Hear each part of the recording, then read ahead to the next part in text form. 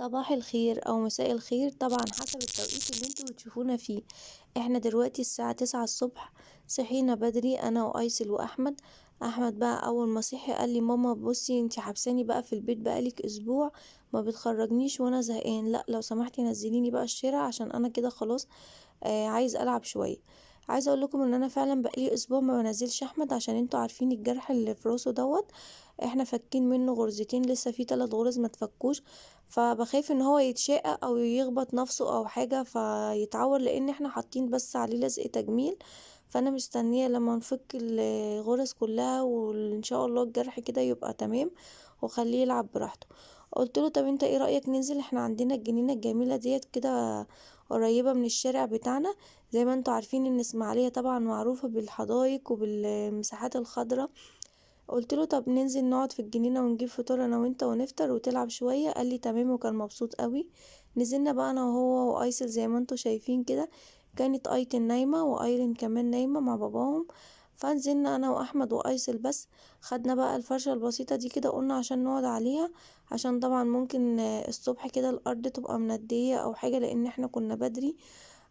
فقلنا عشان لو في مية او حاجة. واخدنا كده لعبة الايسل، وخدنا طبعا الببرونة بتاعتها.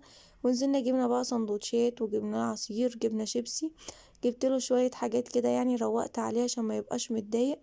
وقلت له يعني يحاول ان هو يقعد يلعب جنبي وهو هادي، ما يحاولش يتنطط او يجري كتير مني.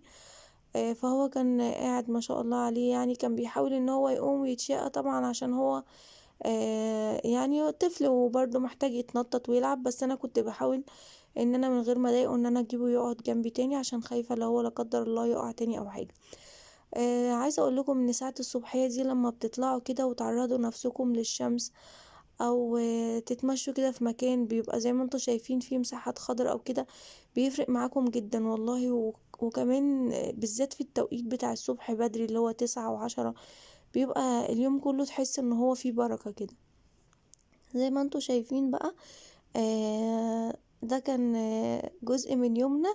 يا ريت بقى ما تبخلوش علينا، واللي مش مشترك عندنا في القناة ما ينساش يضغط زر الاشتراك وضغطوا على علامة الجرس عشان يوصل لكم كل فيديو جديد احنا بننزله. ما تنسوش كومنت جميل حلو منكم كده، واكتبوا لنا دايما ارائكم، ولو في نوعية فيديوهات حابين ان احنا ننزل لكم بيها اكتبوا لنا، واحنا ان شاء الله نعملها مع بعض. استنونا بقى في فيديوهات كتير جاية ان شاء الله تعجبكم. ودلوقتي اقول لكم السلام عليكم ورحمة الله وبركاته.